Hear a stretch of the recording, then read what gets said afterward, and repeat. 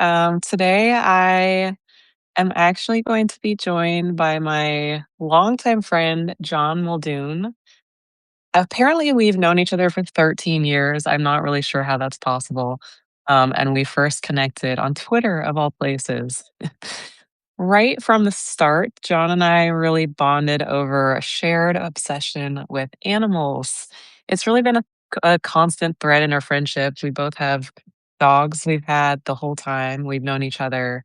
But about 7 years ago, I watched John make this huge pivot in his life. He walked away from a career in marketing to go really all in on his passion, and he started working to help animals at the San Francisco SPCA. I can never say that. And lately, I've watched his passion evolve into something even bigger. He co founded a company called Ease, which is doing such amazing work making veterinary behavior care more accessible and deepening the animal human bond.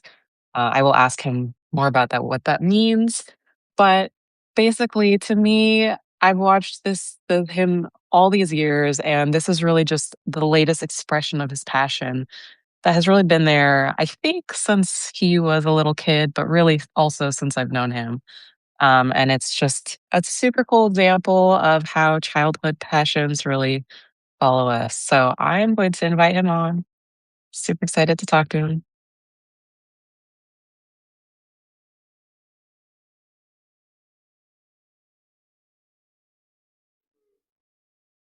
As we speak, my cat and my dog are playing at my feet.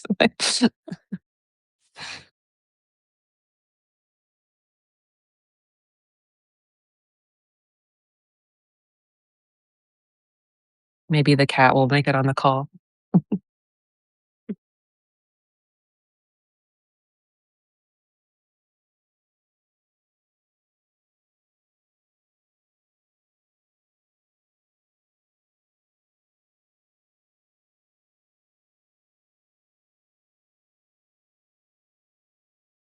Okay, I'm gonna get Rio.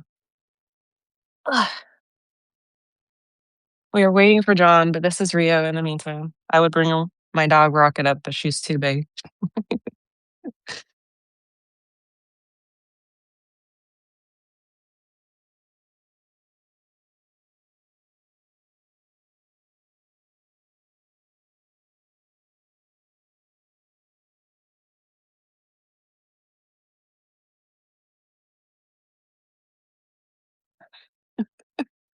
Okay, fairly, there's more than one John Muldoon. John, I just invited one of you that has your your picture on it. I don't know which one it is. Okay, the one with the animal.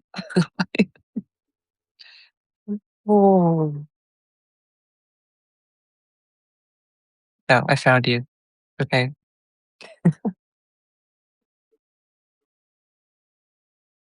There's another one of you that has your photo on it. So you must have multiple accounts.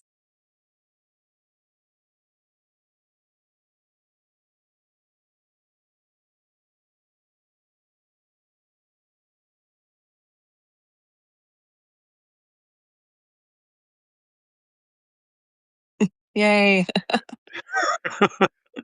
Oh my gosh, I typed in John Muldoon and there were like 10 people. Who else has this name? It was. And one of them had your face on it, so you must have Oh, more. well, that's definitely an account I forgot I made. Sorry. No, it's okay. I think Substack does that, brings up multiple email addresses and, Yeah. like, I'm Yeah. glad you made it. Same. Um, I'm excited to talk to you actually because I we have known each other for 13 years apparently, as you told me before we talked Pretty on this crazy. call, and I don't actually know. There's like some holes in your story, so I I can't wait to find out. Yeah. Yeah, I know. It is kind of fascinating. I just assume you know all the things about me because, yeah, I was in my 20s when we met, and now I'm in my 40s. But yeah, there's a lot. There's a lot that went on to get me here. Crazy. Okay, well, I always like to start with childhood. Like, Yeah, like, what how early can you remember loving animals? I feel like I'm in therapy. Let's start with your childhood. I love psychology. Yeah, it's I had to ask my mom when before we did this. I was like, when did we get our first pets? Because I kind of always remember loving animals. I was like the dorky kid who could like tell you every fact about dinosaurs and all that sort of stuff. And even Mhm. when I was in third grade or first grade, I think, my teacher like asked all the kids like, "What's your favorite show?" And most of the other kids said like some cartoon or something like that. And I said my favorite show was National Geographic Explorer because it was the coolest thing ever. Like I wanted to learn about lions and all sorts of stuff. And my apparently my teacher like called my parents and was like, "You can't coach him what to say." Like she thought I was lying to try to seem I don't know what kind of pretentious like ness you could think a child would at 4 years old. And they were just like the neighbor had a bunch of them. And we ended up taking two of them and hanging out with them for I guess a few months before we released them into the golf course. Um, Oh my gosh. that was like my first pets, my first sort of random animals. And yeah, I don't know. I've always loved animals ever since then. Mm, okay, well, tell me, like, why? What do you love about them? I love that I love that they're like little people. Like they're I love that they're sentient and that they're unique and that they're individuals and that they have their own thoughts and feelings and I don't know, just like also the evolution of how we got animals. Like it's pretty insane. Um I learned last night that sharks have been around for longer than trees, Really? which is just insane. Yeah, so it's endlessly fascinating. Like, everything about them is just incredible. Wait, that's one thing I know about you is you always have wait, can you check your mic? Yeah, I just This is realized weird. it's trying to beat. This is that I think so. okay? Cool. Yeah, way better. Okay. You're always kind of like giving random animal facts. I feel like it's Yeah, something that you go down rabbit holes on often. yeah. I remember. I don't know. One of the last times I saw you up here, we were talking about like what books we were reading, and I Mm. had just finished a book about beaver. I'll just like find a book about random animals and just read it or listen to it. So like beavers or pigeons, or there's a book about eels that's apparently incredible that I'm about to start. Wow. Yeah, it's definitely just like a special interest. I don't know. I don't know if you can explain like where it comes from sometimes. Like why are you passionate about something is Yeah. sometimes hard to answer. Absolutely. I always like to just see, like, when I ask that question, what people come back with, Yeah. what lights them up. Yeah. Um, okay, so I think animals is a super interesting passion because I mean, almost everyone loves animals as a kid, right? Like Yeah. that's just like a very normal childhood passion. But then we're kind of told to like think of careers and get practical and most of us, I mean, I remember, like, I've loved animals since I can remember as well, and I remember being like, "Okay, I love animals, but I don't really wanna be a vet." And that Yeah. was, like, the only path forward, so I was like, "Well, I guess I won't, like, try to mold my life around them." Do you remember thinking about that kind of thing when you were young, like, trying to get practical, or was it even in your mind? I don't think that was in my mind. I thought I was going to be an inventor when I was a kid. I was like, I like making stuff. My dad's kind of a genius and has invented some things, and I thought that's what I would do. My parents never gave me like any career advice or expectations. Like nobody really did when I was a kid. So everything that I've done professionally has just been I always tell people it's an accident. Like everything I've done, I've now started like multiple businesses and done all kinds of things, but um, there's been almost no intention. It's kind of just like something comes along and I just take a step forward on it. And if the path seems right, then I'll take more steps. Um, I guess it's been like an intuitive, reactive process to get to where I am.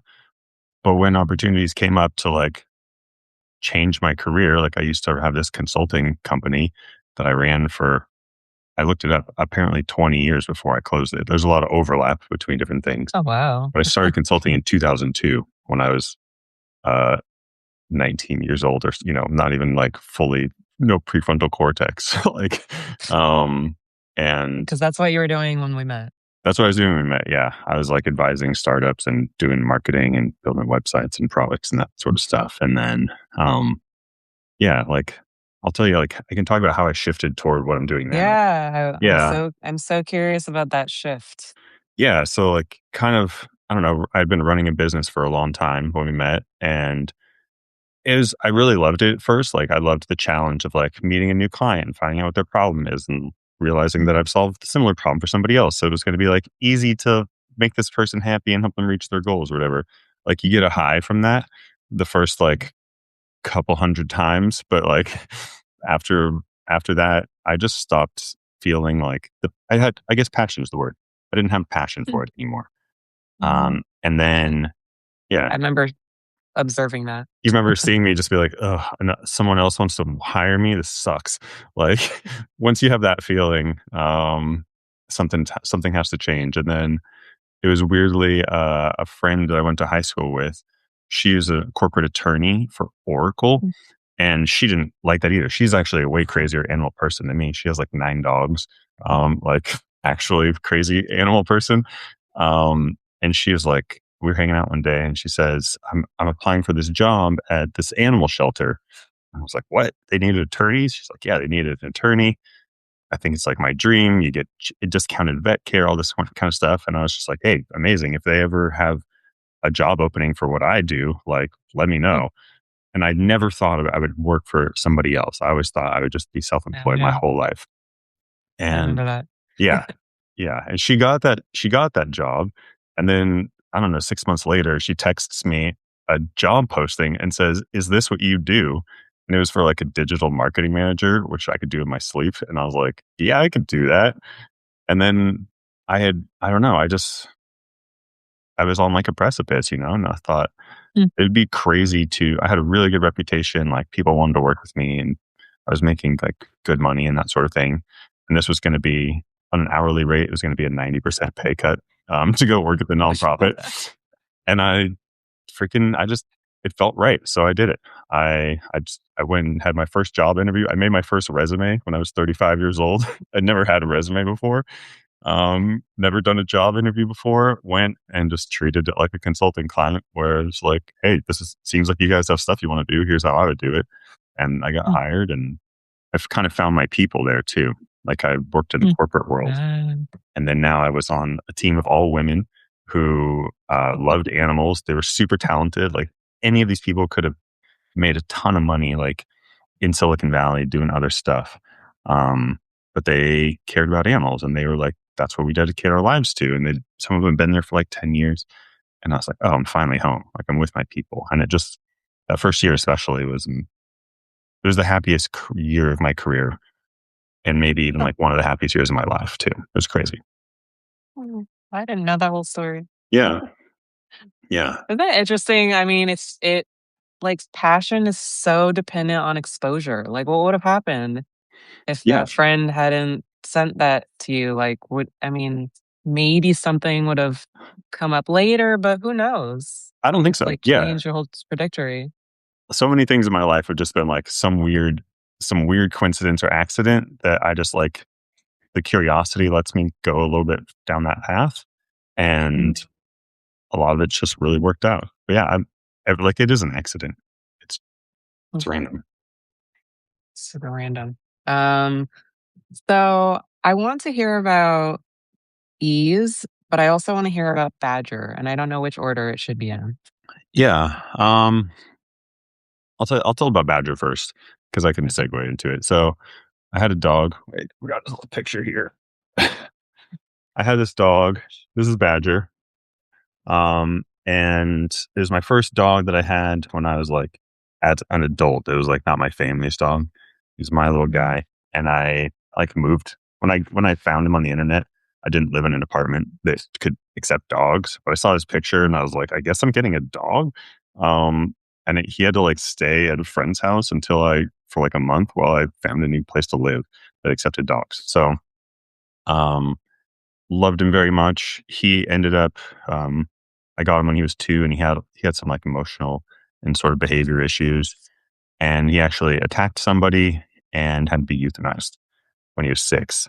And it like shattered me as a human being. I just remember like crying in the shower, like, and still like mostly feeling my own tears. like, and I thought I would never be happy again. I'm smiling now because I have to, I guess, but it was very, very sad. And that is the reality for a lot of people. So later on, I learned, what a board certified veterinary behaviorist is. So like that happened, and then I got my other dog, and Miles, who you know very well. Miles. Yeah, he's almost 16 now.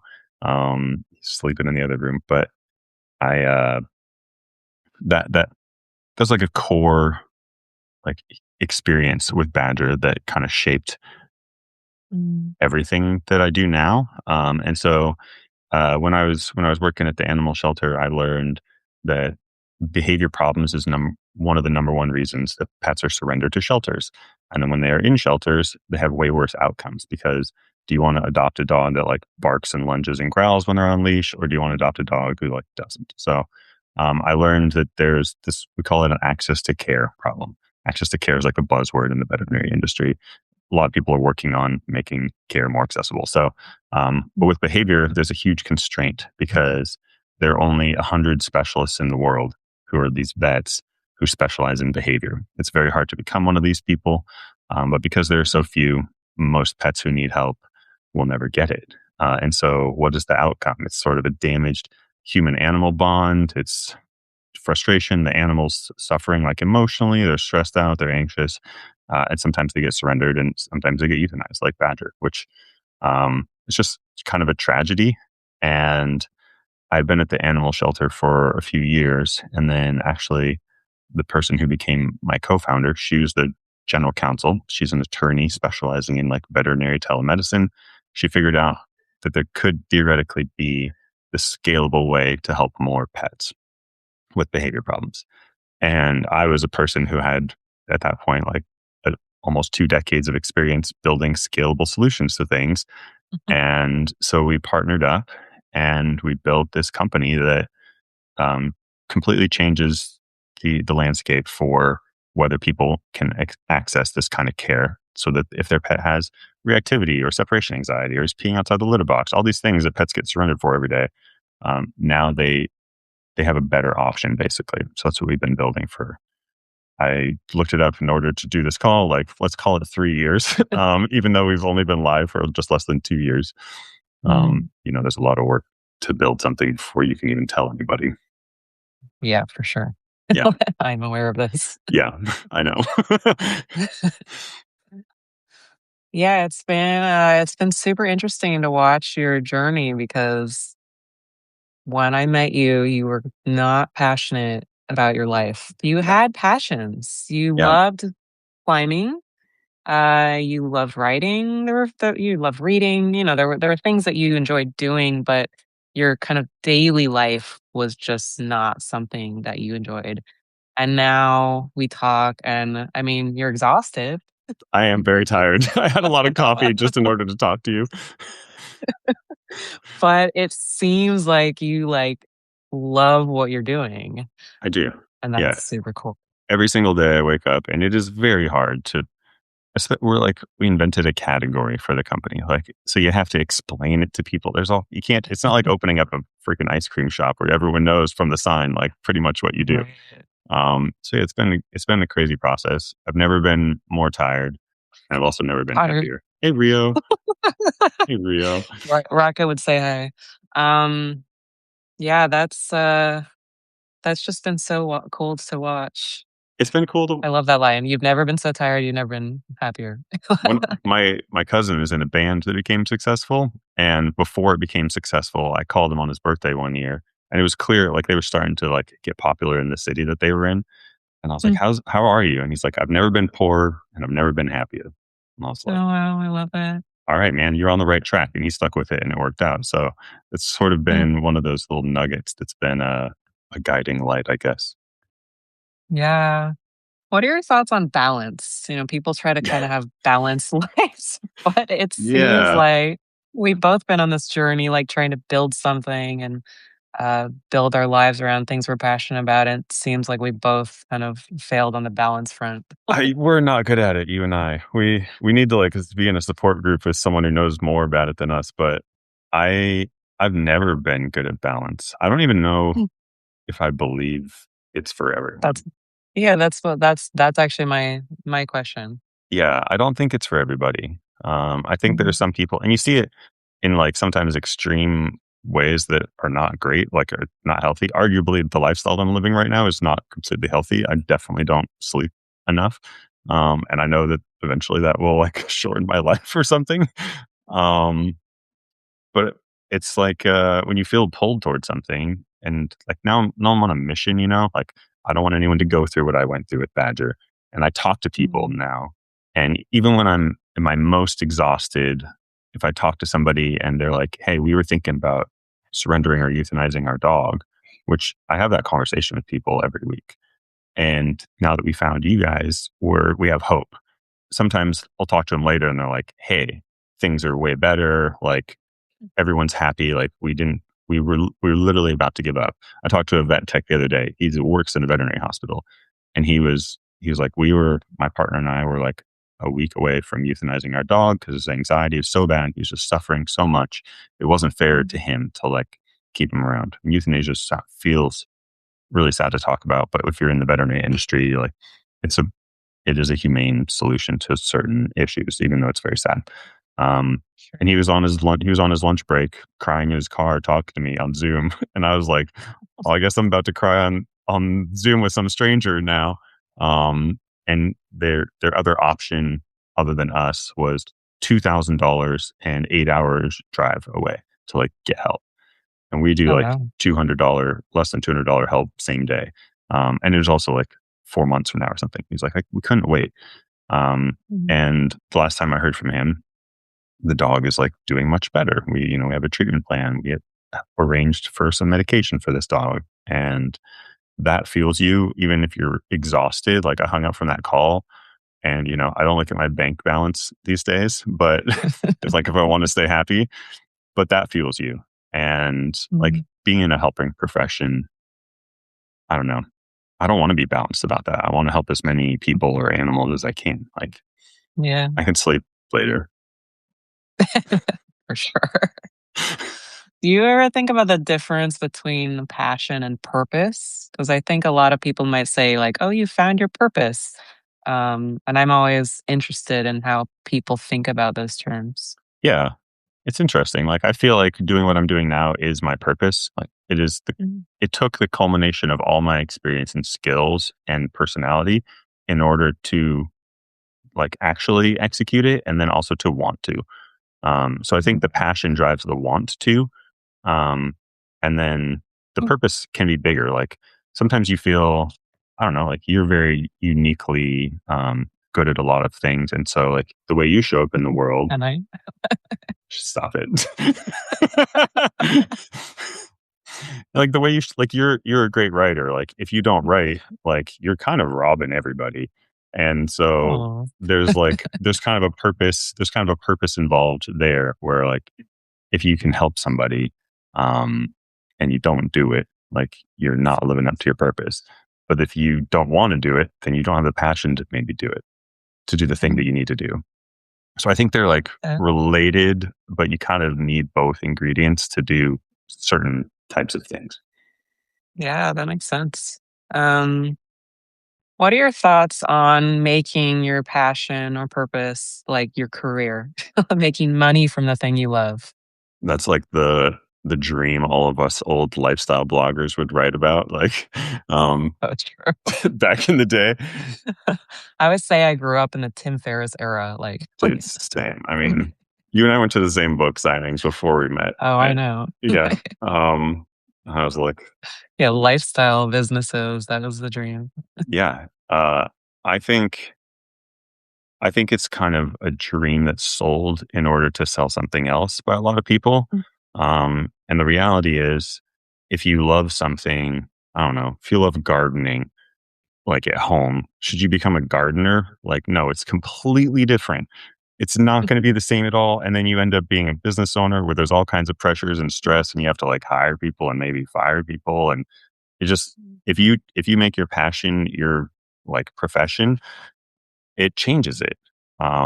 It's you're no longer just doing the thing that you love. So I think I would give like counter advice to what a lot of people say. Like, do whatever you want to do for money. Like my Mm. girlfriend, she has a great career.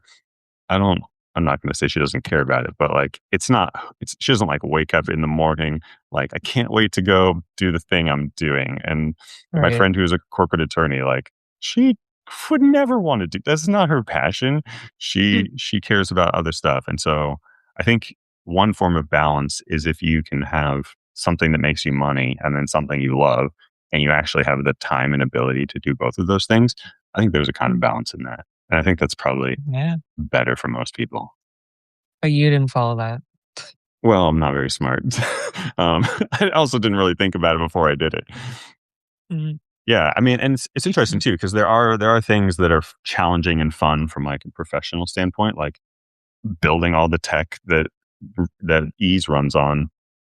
That was a big stretch for me, and I also like those kinds of challenges. So even though it wasn't like I'm not like helping someone immediately with their fluffy animal, like I I enjoy the challenge of building something. So Yeah, I f- there, are- that's there true. there are like elements of it that, um, if it's not my like life force driving passion, like that I would still find enjoyable and can be passionate about.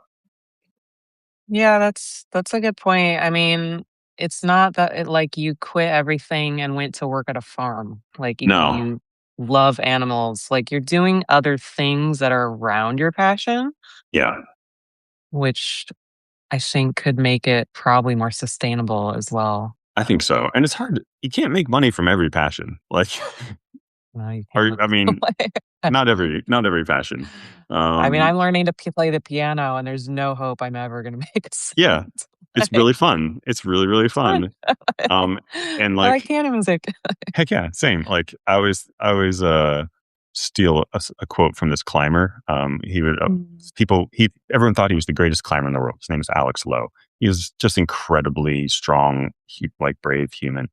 And people would ask him like, "Who's the best climber in the world?" And he would always say, "Whoever's having the most fun." Mm, And I think about that. that's cool. I think about that for everything. It helps you not take stuff too seriously. Um, yeah, oh my gosh, I'm like hoarse. But like finding passions, like I now when 'Cause I you go for talk all day. walks, I know I do. I can't do these calls at after 5. It's like, hold on, let me tell you one thing and have a sip of tea. But like I love pigeons, as you know. I was just gonna ask you about pigeons. Okay, Like, yeah. So like I know Dion Campbell, you interviewed her for On Fire, and she's like one of my mhm. heroes. She runs Be Nice to Pigeons, probably the best named nonprofit of all time. Yes, Um, and I love the graphics too. It's oh great my god. graphics. And that's her pigeon. I mean, well, I know, You yeah. know, Well, you know yeah, about no one else pickles. knows. You should check out Pickles, Pickles the pigeon. Pickles is so cool. But like, I love pigeons. I like rescued one sort of by accident and fell in love with them and learned all about them. And now when I go for walks, I carry bird seed with me. Like this is just like an old pill bottle, but it's full of bird seed. So last time I was at the pet store, I saw a bag of it said bird lovers blend for pigeons and doves and something else. And I was like, I guess I'm going to be that person now that walks around the city just tossing seeds down. And now the pigeons will recognize me when I walk the dog. They'll like fly down and hang out with me. So I don't know. You can just find like Mm. little nuggets of joy that are associated with your passion Mm. on my 15-minute dog walks 5 times a day. That's true. Wait, give us the background because I feel like people don't understand pigeons at all unless they read about Dion. Yeah. And why is it a good thing to feed them? I don't know if it's a good thing to feed them. Let me just be very honest. Okay. there's a man, there's a pigeon man who, like, I walk my dog at the same place every day. And there's a man there who he's kind of my hero. He has a giant bag, and in the bag there's like little containers. Some it's like peanuts, millet, all kinds of different things, rice. And he has a little camera on his hat, and he walks around and he like films looking for pigeons that have string on their feet. It's called string foot. Very creative. Mm. And he, if you catch one of the pigeons, you can remove the string from their feet, and if you don't, it can cause them like serious injuries um, and just basically a disability as a bird. And so he feeds them, which is the only reason I feel sort of allowed to. But yeah, so my background with them is where I walked my dog one day. I walked him one night, and there was a pigeon that looked like he wasn't maybe doing so great, just kind of laying on the ground. I didn't really think much of it.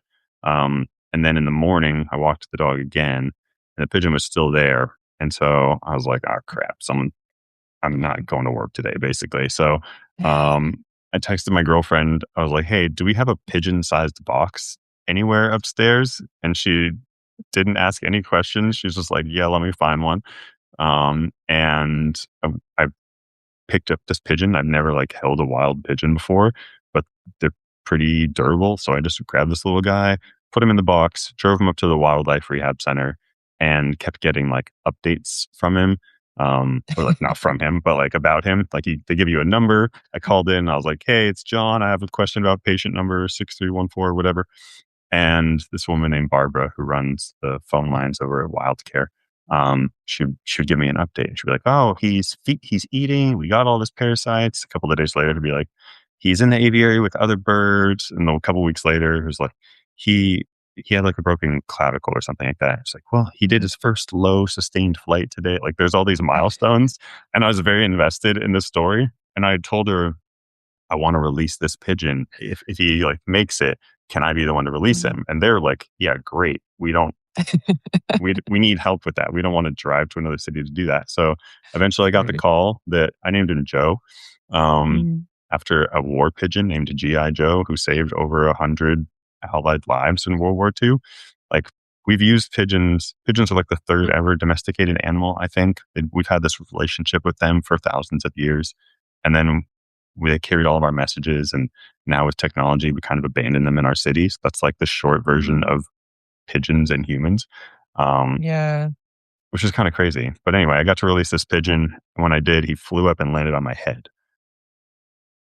And I couldn't get him to like he obviously recognized me and remembered me. They have very strong memories. They're very smart, and they can remember who's been nice to them, who's been mean to them.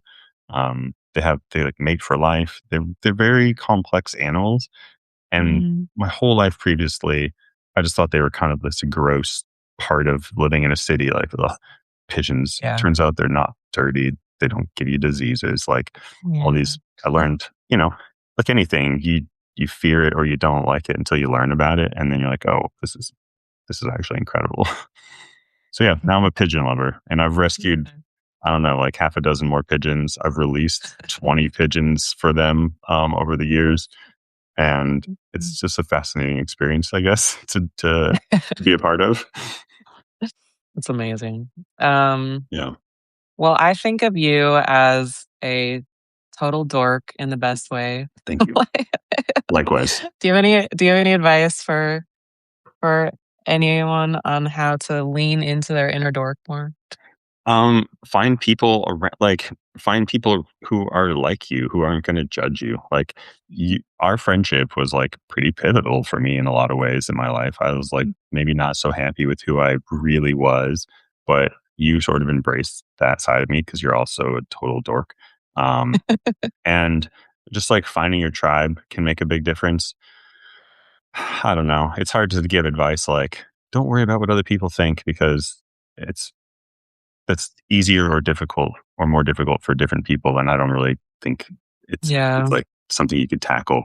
But It's true, but I think the surrounding yourself is the key because you're clearly some people are going to judge you and not like what yeah, you're doing, right? But like if you find people that are not judging you, that are supportive, like that's just magical. it's beautiful. Yeah. There's like a game store, like a board game store in San Francisco where I live, and it'll Mm. be filled with sort of dorky people playing games with each other. Like, and they have a Best. bar, they do ice cream or whatever. And I've gone there and played games with friends. and it's just the most positive environment. And like, I don't know, maybe these are people that would have been called dorks or even like made fun of or like teased or something or bullied when they were younger. And just seeing this group of people, which I'm part of, just like feel happy and safe in a space with other people. Like, I don't know. Sometimes I just walk by there and don't even go in and just like do a little people watching and smile that these people have found their tribe. They're having a good time. I love it so much. Thank you so much. This was so great This to was get fun. you on here. Thanks for agreeing. And Of course. I learned some things about you. Yeah. Amazing. Yeah. It's always surprising after this many years, but always fun. Thanks for having me. I really appreciate it. All right. Thank you. Bye.